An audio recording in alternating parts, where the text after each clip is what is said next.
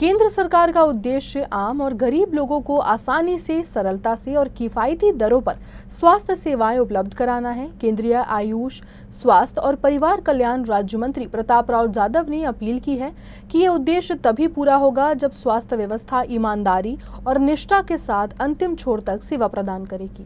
केंद्रीय मंत्री जाधव ने बुल्ढाना जिलाधिकारी कार्यालय में आयोजित स्वास्थ्य विभाग की समीक्षा बैठक की अध्यक्षता की।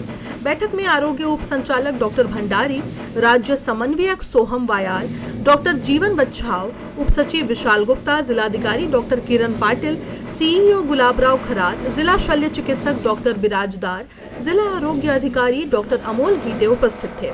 इस दौरान मंत्री जाधव ने सबसे पहले रिक्त पदों की समीक्षा की और 15 दिनों के भीतर साक्षात्कार के माध्यम से रिक्त पदों को भरने के निर्देश दिए। क्षय मुक्त भारत अभियान के तहत निश्चय मित्र योजना में अधिकाधिक जनप्रतिनिधियों और गैर सरकारी संगठनों को शामिल करने पर जोर दिया गया। आयुष्मान भारत योजना में ग्राम पंचायत और तहसील स्तर पर शिविर लगाकर 1 माह के अंदर कार्ड वितरित करने के निर्देश दिए गए। साथ ही जिला सामान्य अस्पताल में अमृत डिस्पेंसरी एवं जन औषधि केंद्र शुरू करने तथा प्रत्येक अस्पताल में उपचार लागत की जानकारी लगाने के भी निर्देश दिए। आज आपल्या बुलढाणा जिल्ह्यातील सर्व शासकीय रुग्णालय असतील, जिल्हा परिषदच्या माध्यमातून चालणाऱ्या आरोग्य सेवा असतील, या सगळ्यांचा डिटेल आढावा या ठिकाणी जवळपास गेल्या 4 तासापासून जिल्हाधिकारी साहेब, आमचे जिल्हा परिषदचे सीओ साहेब आणि त्या ठिकाणी आपले डेप्युटी डायरेक्टर हेल्थचे आमचे भंडारी साहेब, सिव्हिल सर्जन, DHO हे सगळ्या वरिष्ठ अधिकाऱ्यांच्या सोबत आजची बैठक घेतली।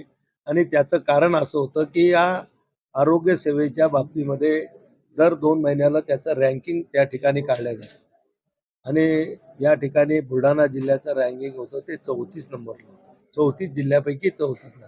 आणि खऱ्या अर्थानं ते निश्चितच या जिल्ह्याचा आरोग्य मंत्री म्हणून मी केंद्रामध्ये काम करतो, पण ही जी सेवा हे आहे हे सगळं काही केंद्राच्या अंतर्गत चालत नाही, ही सगळं राज्य सरकारच्या अंतर्गत हे चालू होतं। आम्ही केंद्र सरकार फक्त आरोग्याच्या बाबतीमध्ये फायनान्शियल सपोर्ट आणि टेक्निकल सपोर्ट हा आम्ही देतो, त्याच्यासाठी मदत आम्ही करतो। बाकी ते ऑपरेशन करणं, त्याच्या सगळं चालवणं हे सगळं राज्य सरकारच्या अखत्यारीमध्ये येते।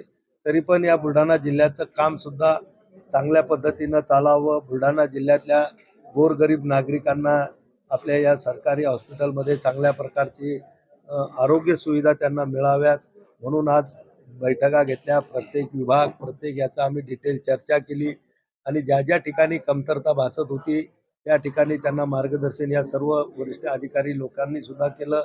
आणि आपला जिल्हा पुढच्या काळामध्ये या रँकिंगमध्ये किमान पहिल्या 5-6 मध्ये तरी राहील याची ग्वाही सुद्धा सर्व डॉक्टर्स लोकांनी सुद्धा आजच्या बैठकीमध्ये दिली।